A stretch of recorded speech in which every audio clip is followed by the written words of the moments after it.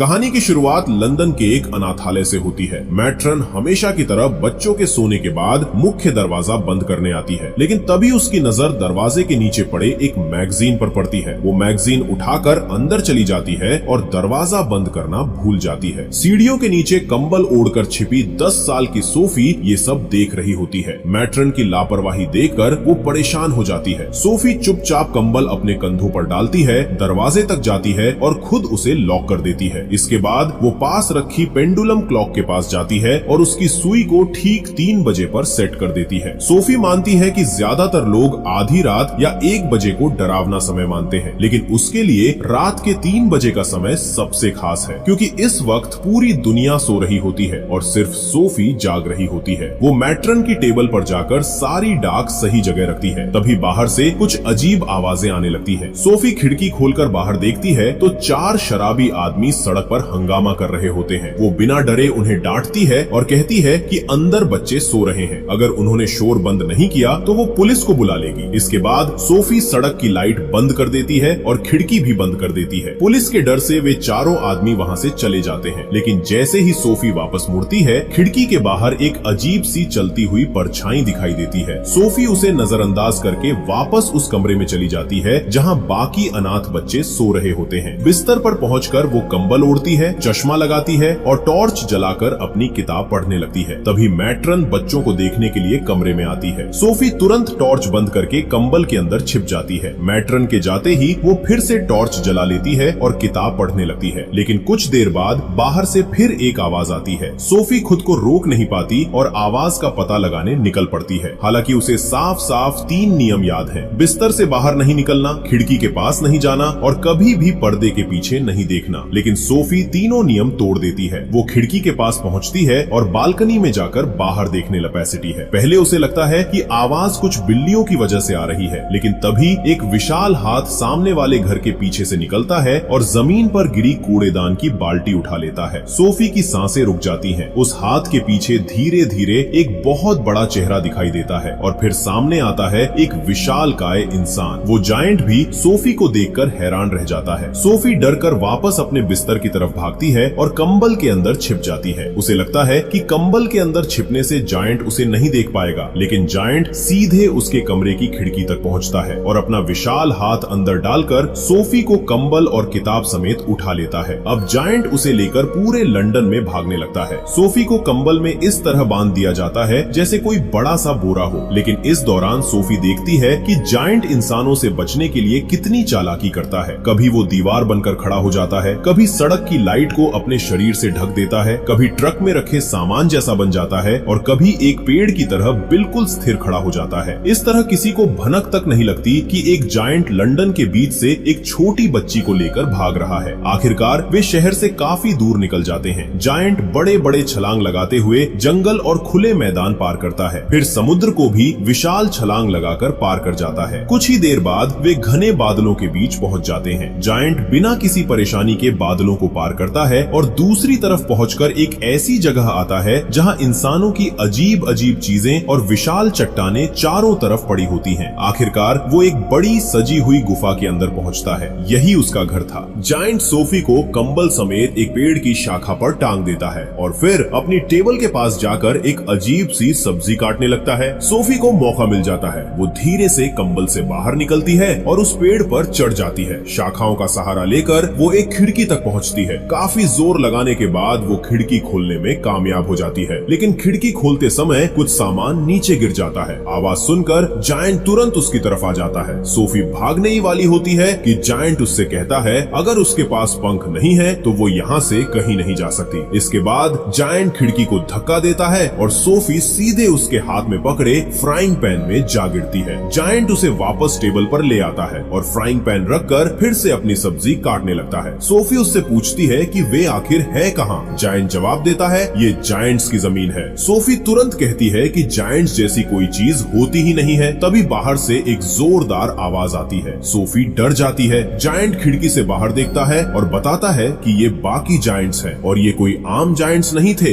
इनके नाम ही इनके खतरनाक स्वभाव को दिखाते थे। मैन ईटर, जंगल डिस्ट्रॉयर और ऐसे ही कई डरावने नाम। सोफी अब पूरी तरह डर चुकी होती है। वो जायंट से विनती करती है कि वो उसे खा खाए नहीं, लेकिन जायंट सोफी की बात सुनकर हंसने लगता है। असल में उसे इंसानों को खाना बिल्कुल पसंद नहीं था। हालांकि उसकी बोलने की भाषा बेहद अजीब थी और वो अक्सर गलत शब्दों और टूटे फूटे वाक्यों में बात करता था। सोफी उसे याद दिलाती है कि खाने की बात छोड़ो, उसने तो उसे किडनैप किया है। जायंट मानता है कि ये बात सच है, लेकिन इसके साथ ही वो सोफी को देखकर अपने मन में उसके माता पिता के बारे में सोचने लगता है और यहीं से सोफी को एहसास होने लगता है कि ये जायंट बाकी जायंट्स जैसा बिल्कुल नहीं है। सोफी जायंट को बताती है कि वो एक अनाथ है और उस अनाथालय में रहना उसे बिल्कुल पसंद नहीं था। वहाँ बहुत सारे नियम थे और छोटी छोटी गलतियों पर भी सजा मिलती थी। जायंट ये सुनकर मैट्रन को बुरा भला कहता है और सोफी को उसके चश्मे वापस कर देता है। सोफी फिर उससे पूछती है कि क्या बाकी जायंट्स भी उसकी तरह अच्छे हैं। जायंट खाना खाते हुए जवाब देता है कि बाकी जायंट्स इंसानों को खाते हैं। इतना ही नहीं, वे उसे खुद भी एक छोटा इंसान समझते हैं। सोफी को समझ नहीं आता कि आखिर जायंट उसे अपने साथ यहाँ क्यों लाया। तभी जायंट असली वजह बताता है। वो कहता है कि अगर सोफी ने इंसानों को जायंट्स के बारे में बता दिया तो इंसान उन्हें ढूंढकर पकड़ लेंगे और जानवरों की तरह कैद कर देंगे। सोफी वादा करती है कि वो किसी को कुछ नहीं बताएगी और उसे वापस लंदन ले जाने की विनती करती है, लेकिन जायंट साफ मना कर देता है। वो कहता है कि अब सोफी को पूरी जिंदगी यहीं रहना होगा। अपना खाना खत्म करने के बाद जायंट सोफी को चुप कराने के लिए उसके ऊपर कंबल डाल देता है, लेकिन सोफी भी हार मानने वाली नहीं थी। वो कहती है कि मौका मिलते ही वो भाग जाएगी। जायंट उसे पकड़ लेता है और समझाता है कि अगर वो भागी तो बाहर मौजूद इंसान नहीं बल्कि मैन ईटिंग जायंट्स उसे पकड़ लेंगे। इसके बाद जायंट सोफी को अपने जहाज जैसे बने बिस्तर के पास ले जाता है और उसे उसके ऊपरी हिस्से में बने छोटे से क्रोज नेस्ट में रख देता है। वहाँ सोफी उसके गलत बोले गए शब्दों को सुधारने लगती है। इससे जायंट को बुरा लगता है। वो कहता है कि वो जिस तरह बोलता है उसे बदल नहीं सकता। सोफी को अपनी गलती का एहसास होता है और वो उससे माफी मांग लेती है। तभी उसकी नजर जायंट के बैग पर पड़ती है। जायंट बैग खोलता है और उसमें से एक चमकता हुआ जार निकालता है। वो सोफी को बताता है कि इस जार के अंदर सपने बंद है। सोफी कहती है कि उसे सपने आते ही नहीं क्योंकि उसे नींद न आने की बीमारी है। ये सुनकर जायंट उसकी किताब उठाता है और उसे कहानी पढ़कर सुनाने लगता है। धीरे धीरे सोफी की आंखें भारी होने लगती हैं और आखिरकार वो सो जाती है। लेकिन सोफी को क्या पता था कि उसके सोते ही जायंट कुछ ऐसा करने वाला है जो उसकी पूरी रात को एक डरावने सपने में बदल देगा। जायंट अपना बैग उठाता है और गुफा के पीछे चला जाता है। वहाँ वो एक लीवर खींचता है और झरने के पीछे छिपा एक गुप्त दरवाजा खुल जाता है। दरवाजे के पीछे मौजूद था जायंट का गुप्त लैब। पूरे कमरे में हजारों जार रखे थे जिनमें अलग अलग तरह के सपने बंद थे। जायंट अपनी टेबल पर बैठता है और उन सपनों के अलग अलग इंग्रेडिएंट्स को मिलाकर सोफी के लिए एक भयानक नाइटमेयर तैयार करने लगता है। कुछ घंटे बाद सोफी की नींद खुलती है। वो देखती है कि जायंट जहाज जैसे बिस्तर पर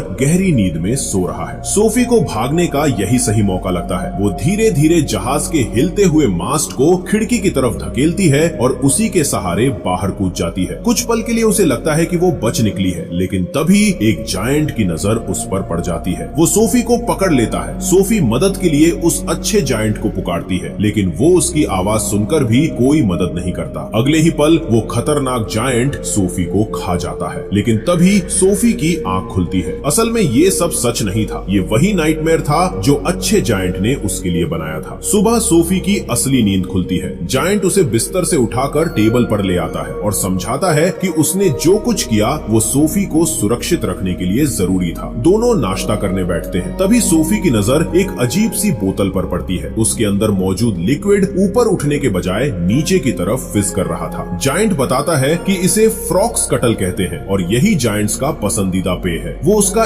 एक घूंट पीता है और उसके मुंह से गैस के बुलबुले निकलने लगते हैं, लेकिन तभी उनकी बातचीत के बीच एक खतरनाक आवाज सुनाई देती है। ये था जायंट्स का सबसे बड़ा और खूंखार नेता फ्लैश लंप पीटर। वो घायल था और चाहता था कि अच्छा जायंट तुरंत उसका इलाज करे। सोफी तुरंत टेबल पर रखी चीजों के पीछे छिप जाती है। अच्छा जायंट कहता है कि वो उसका इलाज बाद में कर देगा, लेकिन फ्लैश लंप पीटर जिद करता है कि इलाज अभी होगा। जायंट पानी से भरी एक बाल्टी उठाता है। बाल्टी देखते ही फ्लैश लंप पीटर डर जाता है। फिर जायंट एक कपड़ा लेकर उसकी चोट साफ करने लगता है, लेकिन इलाज के दौरान फ्लैश लंप पीटर अचानक हवा सूंघता है। उसे इंसान की गंध आती है। वो जायंट से पूछता है, क्या तुम कोई नया इंसान लेकर आए हो? जायंट तुरंत इनकार कर देता है। इधर सोफी एक अजीब सब्जी स्नोज कम्बर के अंदर छिपी हुई थी, लेकिन फ्लैश लंप पीटर को यकीन था कि उसे इंसान की गंध आ रही है। वो कहता है कि उसे बहुत भूख लगी है और वो आसपास रखी चीजों को खोजने लगता है। आखिरकार उसकी नजर उसी स्नोज कम्बर पर पड़ती है। जायंट तुरंत उसे उकसाता है कि वो वही सब्जी खा ले। फ्लैश लम्प पीटर सब्जी को मुंह में डालने ही वाला होता है, तभी जायंट को एहसास होता है कि सोफी उसी सब्जी के अंदर छिपी हुई है। जायंट तुरंत फ्लैश लम्प पीटर को रोक देता है। वो उसे याद दिलाता है कि उसे सब्जियां बिल्कुल पसंद नहीं है। ये सुनकर फ्लैश लम्प पीटर स्नोज कम्बर को वहीं गिरा देता है और उसकी जगह फ्रॉ कॉटल की बोतल उठा लेता है। जाते जाते वो अच्छे जायंट को ताना मारता है कि वो पूरी जायंट जाति के लिए शर्म की बात है। फ्लैश लम्प पीटर के जाते ही जायंट स्नोज कम्बर वापस टेबल पर रख देता है। अंदर छिपी सोफी बाहर निकलती है तो उसके पूरे शरीर पर सब्जी का गंदा रस लगा होता है। जायंट अपना हाथ आगे बढ़ाकर उसे ऊपर आने में मदद करता है। थोड़ी झिझक के बाद सोफी उसके हाथ पर चढ़ जाती है। इसके बाद जायंट उसे अपने गुप्त ड्रीम लैब में ले जाता है। वहाँ एक बड़ा पानी का टैंक था जिसे खोलकर जायंट सोफी को नहाने के लिए कहता है। नहाने के बाद वो उसे एक बॉयलर के सामने बैठाता है, लेकिन उसकी गर्मी सोफी को बिल्कुल पसंद नहीं आती। फिर जायंट उसे टेबल पर रखता है और इंसानों के पुराने कपड़ों से भरा एक डिब्बा देता है। सोफी एक चादर के पीछे जाकर कपड़े बदलती है। उधर जायंट उसके पुराने सामान को एक पेड़ के अंदर बने छोटे से होल में रख देता है, जिसे अब सोफी के सोने की जगह बनाया गया था। जब जायंट पीछे मुड़कर देखता है तो सोफी ने एक ड्रेस और जैकेट पहन रखी होती है। हालांकि ये कपड़े उसे थोड़ा उदास और अजीब दिखा रहे थे। जायंट उसे उठाकर पेड़ के उस होल में ले जाता है, क्योंकि अब उसे अपने काम पर जाना था। सोफी उससे पूछती है कि वो काम क्या करता है। जायंट पहले कहता है कि ये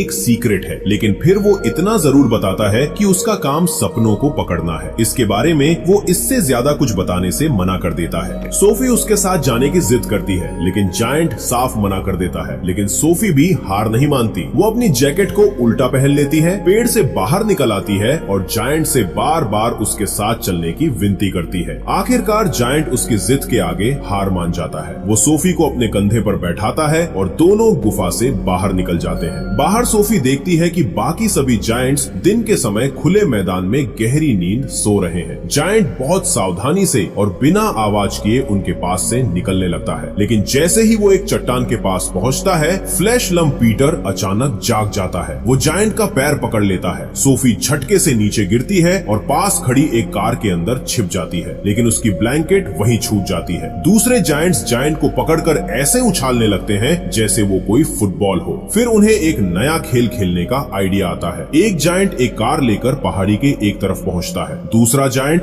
दो कारें लेकर दूसरी तरफ चला जाता है, जिनमें से एक वही कार थी जिसमें सोफी छिपी हुई थी। अब अच्छे जायंट को एक कार के ऊपर रखा जाता है और उसे पहाड़ी से नीचे धक्का दे दिया जाता है। उसी समय दूसरी तरफ मौजूद जायंट भी दोनों कारों के ऊपर चढ़कर नीचे आने लगता है। दोनों तरफ से जायंट्स और कारें तेजी से एक दूसरे की तरफ बढ़ रही थी। टक्कर अब कुछ ही सेकंड दूर थी। सोफी तुरंत कार का स्टीयरिंग पकड़ती है और पूरी ताकत से उसे मोड़ देती है। कार का रास्ता बदल जाता है। दूसरा जायंट ठीक समय पर अपने पैर फैलाता है और उसका शरीर अच्छे जायंट से टकरा जाता है। बाकी जायंट्स ये देखकर जोर जोर से हंसने लगते हैं। वे अब अच्छे जायंट को और परेशान करने वाले होते हैं, लेकिन तभी अचानक बारिश शुरू हो जाती है। बारिश देखकर सभी जायंट्स घबरा जाते हैं। वे पानी से डरते थे, इसलिए तुरंत किसी सुरक्षित जगह की तरफ भागने लगते हैं। इसी मौके का फायदा उठाकर अच्छा जायंट सोफी और उसका चश्मा उठाता है और वहाँ से भाग निकलता है। उधर बाकी जायंट्स को सोफी की ब्लैंकेट मिल जाती है। वे उसे सूंघते हैं और अब उन्हें पूरा यकीन हो जाता है कि इंसान आसपास ही है। इस बीच जायंट सोफी को लेकर काफी दूर निकल जाता है। कुछ समय बाद वो एक बार फिर घने बादलों के विशाल झुंड को पार करता है और आखिरकार दोनों एक ऐसी जगह पहुँचते हैं जहाँ पहले से ही रात हो चुकी थी। ये थी land of dreams. Giant Sophie को बताता है कि वो तारों, पेड़ों और जानवरों की आपस में होने वाली बातें भी सुन सकता है। फिर वो सोफी को जमीन पर उतार देता है। सोफी आगे बढ़ते हुए एक झील के पास पहुंचती है। झील के पानी में उसे एक विशाल पेड़ का रिफ्लेक्शन दिखाई देता है, लेकिन उस रिफ्लेक्शन वाले पेड़ पर चमकती हुई कई लाइट्स थी, जबकि असली पेड़ पर ऐसी कोई लाइट्स मौजूद नहीं थी। तभी जायंट सोफी को एक राज बताता है। वो कहता है कि कभी उसे बिग फ्रेंडली जायंट यानी BFG कहा जाता था। इसके बाद वो अचानक झील में छलांग लगा देता है। सोफी भी उसके पीछे पानी में कूद जाती है, लेकिन पानी में उतरते ही उसे पता चलता है कि जिस जमीन पर वो खड़ी है वो असल में रिफ्लेक्शन की दुनिया है। यही वो जगह थी जहाँ पेड़ों की पत्तियों से निकलने वाले सपनों को जायंट पकड़ता था। तभी एक बहुत तेज और शरारती ड्रीम वहाँ घूमने लगता है। जायंट उसे पकड़ने की पूरी कोशिश करता है, लेकिन वो हर बार उसके हाथ से निकल जाता है। सोफी भी उसकी मदद करने लगती है। वो ड्रीम को एक दिशा में ले जाती है और जायंट को उसके पीछे आने का रास्ता बताती है। आखिरकार जायंट उस ड्रीम के करीब पहुंच जाता है और उसे पकड़ लेता है। वो उसे एक जार के अंदर बंद कर देता है, लेकिन तभी उस ड्रीम में सोफी का चेहरा दिखाई देता है। जायंट सोफी को देखकर मुस्कुराता है और उसे भी कुछ ड्रीम्स पकड़ने के लिए कहता है। पहले सोफी थोड़ा हिचकती है, लेकिन फिर वो चमकती हुई अलग अलग लाइट्स के पीछे दौड़ने लगती है। कुछ देर बाद वो एक लाल रंग के ड्रीम को पकड़ लेती है, लेकिन जायंट उसे देखते ही घबरा जाता है। वो तुरंत सोफी के हाथ से उस ड्रीम को छीन लेता है और एक जार में बंद कर देता है। फिर वो सोफी को बताता है कि ये कोई सामान्य ड्रीम नहीं था, ये एक नाइटमेयर था और ऐसे ड्रीम्स बेहद खतरनाक होते हैं। इसलिए जायंट सोफी को सख्त चेतावनी देता है, आगे से कभी भी लाल ड्रीम को हाथ मत लगाना। अचानक जायंट वहाँ से गायब हो जाता है। सोफी घबरा जाती है और उसे आवाज लगाने लगती है, लेकिन कुछ ही पल बाद पता चलता है कि जायंट झील से बाहर निकल गया था और अब वो सोफी को भी पानी से बाहर खींच रहा है। वापस जाते समय सोफी उसके लंबे नाम को छोटा करके उसे BFG बुलाने का फैसला करती है। कुछ घंटे बाद दोनों लंदन वापस पहुंचते हैं। BFG अपना खास ड्रीम ट्रम्पेट निकालता है और सो रहे बच्चों के कमरों में सपने भेजने लगता है। काम करते हुए BFG सोफी को बताता है कि वो लगभग उतना ही पुराना है जितनी पुरानी खुद धरती है। वो ये भी बताता है कि वो बच्चों के दिलों की आवाज सुन सकता है, यहाँ तक कि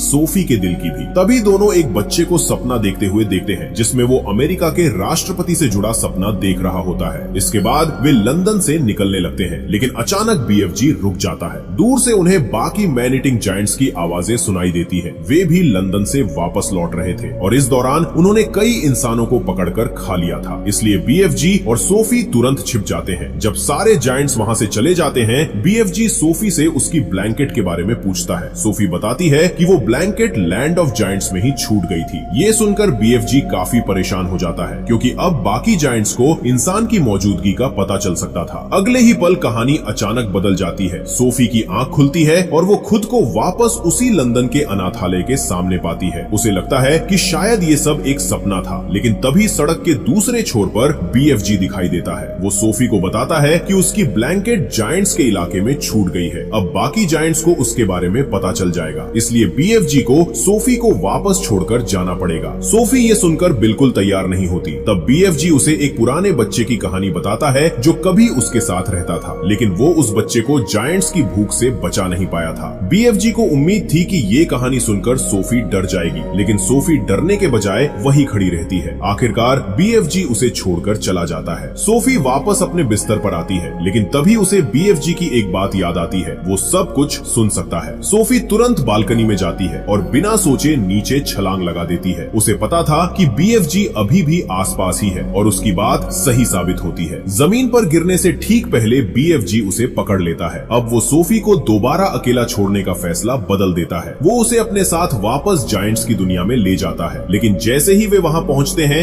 फ्लैश लंप पीटर उन्हें देख लेता है। दोनों जल्दी से ड्रीम लैब में पहुँचते हैं और सोचने लगते हैं कि अब क्या किया जाए, लेकिन इससे पहले कि वे कोई योजना बना पाते, बाकी मैन ईटिंग जायंट्स वहाँ घुस आते हैं। वे पूरी जगह को तहस नहस करने लगते हैं और सोफी को ढूंढने लगते हैं। सोफी तुरंत अपने पेड़ वाले कमरे में छिप जाती है, लेकिन जायंट्स की सूंघने की ताकत बहुत तेज थी। उनकी नाक सीधे सोफी के हाइडआउट तक पहुंच जाती है। अब सोफी के पास वहां से निकलने के अलावा कोई रास्ता नहीं था। वो पेड़ से बाहर निकलती है और चुपचाप पूरे ड्रीम लैब से होकर भागने लगती है। वो BFG के बैकपैक में छिपने की कोशिश करती है, लेकिन उसकी कोशिश नाकाम हो जाती है। आखिरकार उसे एक दूसरा ट्री होल दिखाई देता है। वो उसके अंदर घुस जाती है और वहां पहुंचकर सोफी को एक हैरान कर देने वाली चीज दिखाई देती है। ये किसी पुराने बच्चे का कमरा था। कमरे में फर्नीचर रखा था और दीवारों पर उस बच्चे के बनाए हुए ढेर सारे ड्राइंग्स थे। सोफी समझ जाती है कि यही वो बच्चा था जिसके बारे में BFG ने उसे बताया था, लेकिन तभी फ्लैश लंप पीटर लगभग वहां पहुंच जाता है। अब BFG के पास कोई विकल्प नहीं बचता। इस बार वो डर कर पीछे नहीं हटता। वो हिम्मत जुटाता है और जायंट्स को वहां से भगाने के लिए उनके सामने खड़ा हो जाता है। पहले वो एक गर्म लोहे से उन्हें डराता है और फिर पानी से भरी बाल्टी दिखाकर उन्हें पीछे हटने पर मजबूर कर देता है। इधर सोफी की नजर कमरे में रखी एक तस्वीर पर पड़ती है। उस तस्वीर में क्वीन बनी हुई थी और तभी सोफी के दिमाग में एक जबरदस्त आइडिया आता है। वो बाहर आती है और BFG से कहती है कि उसे उसके बोलने का तरीका अब बहुत खूबसूरत लगता है। फिर सोफी उसे अपनी पूरी योजना बताती है। उन्हें क्वीन से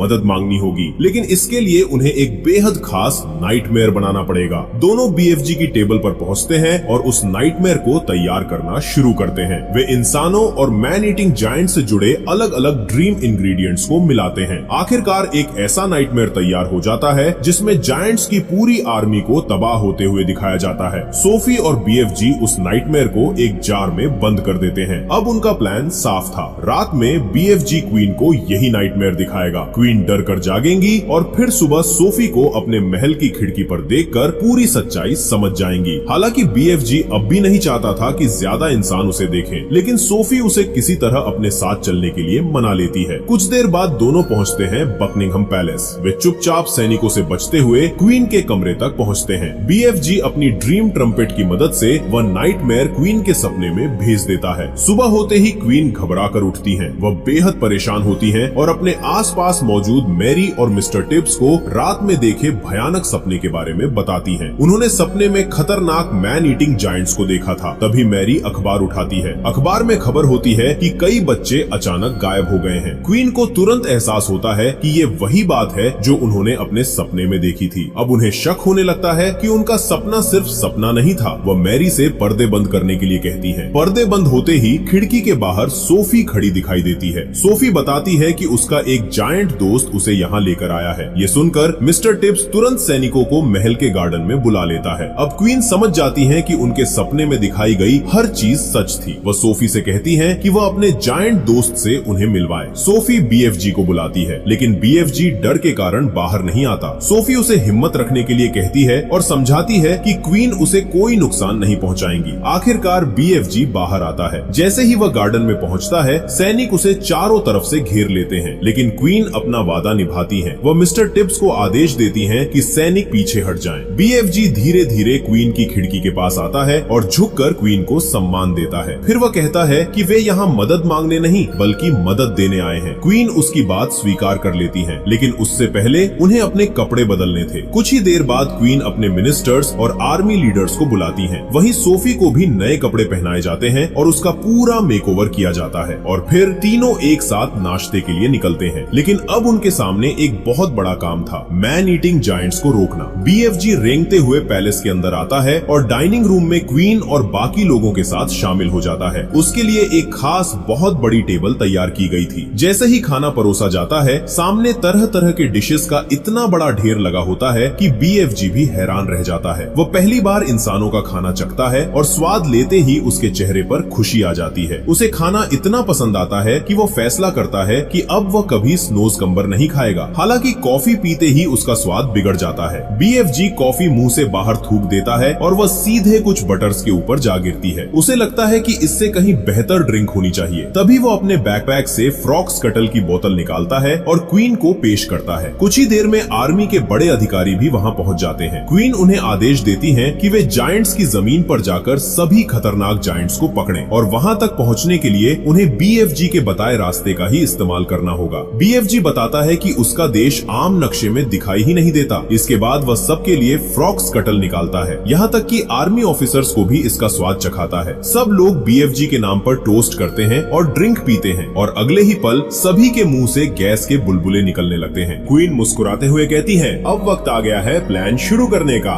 BFG तुरंत जायंट्स की जमीन की तरफ वापस निकल जाता है। उसके पीछे आर्मी के फाइटर प्लेन्स भी उड़ान भर लेते हैं। जैसे ही वे घने बादलों के उस विशाल इलाके में पहुंचते हैं, प्लेन्स के रडार और कंट्रोल्स अजीब तरह से काम करने लगते हैं, लेकिन किसी तरह वे बादलों को पार करने में सफल हो जाते हैं। आर्मी सही समय का इंतजार करने के लिए पीछे रुक जाती है। वहीं BFG और सोफी वापस ड्रीम लैब में पहुंचते हैं। अब उन्हें जायंट्स के लिए एक नया नाइटमेयर बनाना था। इसके लिए सोफी ने झील में जो नाइटमेयर पकड़ा था उसी का इस्तेमाल किया जाता है। दोनों अलग अलग ड्रीम इंग्रेडिएंट्स मिलाकर ऐसा नाइटमेयर तैयार करते हैं जो जायंट्स के अंदर भयानक डर और पछतावा पैदा कर सके। मिक्सचर तैयार होने के बाद वे उस जार को लेकर बाहर आ जाते हैं। तभी BFG सोफी से अपने दिल की एक बात कहता है। वो बताता है कि उसका सबसे बड़ा सपना एक परिवार बनाना है, लेकिन वो जानता है कि सोफी यहाँ हमेशा नहीं रह सकती। सोफी को चिंता करने की जरूरत नहीं है क्योंकि BFG उससे हमेशा जुड़ा रहेगा। उसके कान इतने बड़े हैं कि वो दुनिया में कहीं से भी सोफी की आवाज सुन सकता है। सुबह सूरज निकलते ही नाइटमेयर को जायंट्स तक पहुंचाने का समय आ जाता है, लेकिन तभी BFG को याद आता है कि वो अपना ड्रीम ट्रम्पेट पैलेस में ही भूल आया है। अब सोफी अकेले ही जायंट्स के पास जाने का फैसला करती है। वो नाइटमेयर वाला जार लेकर सोए हुए जायंट्स के बीचों बीच पहुंच जाती है, लेकिन लाख कोशिशों के बावजूद जार खुलता ही नहीं। तभी फ्लैश लम्प पीटर की आंख खुल जाती है। वो सोफी को अपने सामने खड़ा देख लेता है। अब सोफी के पास सोचने का समय नहीं था। वो तुरंत एक फैसला लेती है, अगर जार नहीं खुल रहा तो उसे तोड़ देना ही बेहतर है। सोफी जार को जमीन पर पटक देती है और अगले ही पल नाइटमेयर चारों तरफ फैल जाता है। एक एक करके जायंट्स के दिमाग में वो नाइटमेयर पहुंचने लगता है। फ्लैश लम्प पीटर अपना जार तोड़कर उसे खत्म करने की कोशिश करता है, लेकिन तब तक बहुत देर हो चुकी थी। बाकी जायंट्स नाइटमेयर की चपेट में आ चुके थे। उनके अंदर अचानक डर और पछतावा भर जाता है। वे अपने किए गए कामों को याद करने लगते हैं और घबराकर वहां से भागने लगते हैं। फ्लैश लम्प पीटर गुस्से में सोफी को पकड़ने के लिए आगे बढ़ता है, लेकिन तभी BFG वहां पहुंच जाता है। वो सोफी के सामने खड़ा होकर उसकी रक्षा करता है। फ्लैश लम्प पीटर BFG को पकड़ लेता है और उसे मारने के लिए हाथ उठाता है, लेकिन इससे पहले कि वो हमला कर पाता, उसका हाथ अचानक एक मजबूत वायर से बंध जाता है। आर्मी आखिरकार वहां पहुंच चुकी थी। सोफी तुरंत मैदान में भागती है ताकि किसी जाल या वायर की चपेट में ना आए, और देखते ही देखते प्लेन से सैनिक नीचे उतरने लगते हैं। वे जायंट्स को एक एक करके पकड़ने के लिए बड़े बड़े वायर्स और नेट्स का इस्तेमाल करते हैं। कुछ ही समय में सारे जायंट्स काबू में आ जाते हैं। BFG सोफी को ढूंढता हुआ उसके पास आता है और उसे सुरक्षित अपने पास कर लेता है। दोनों खड़े होकर देखते हैं कि प्लेन्स जायंट्स को लेकर आसमान में उड़ जाते हैं। इन जायंट्स को एक दूर दराज के सुनसान आइलैंड पर ले जाया जाता है, जहां से उनके लिए भागना लगभग नामुमकिन था, और वहां उनके खाने के लिए सिर्फ वही बेस्वाद स्नॉज़कम्बर और उसके बीज छोड़े जाते हैं। उधर सोफी वापस लंदन लौट आती है। अब उसका नया घर अनाथालय नहीं बल्कि बकिंगम पैलेस था। वो क्वीन, मैरी, मिस्टर टिब्स और क्वीन के कॉर्गिस के साथ रहने लगती है, लेकिन सोफी अपने पुराने दोस्त BFG को कभी नहीं भूलती।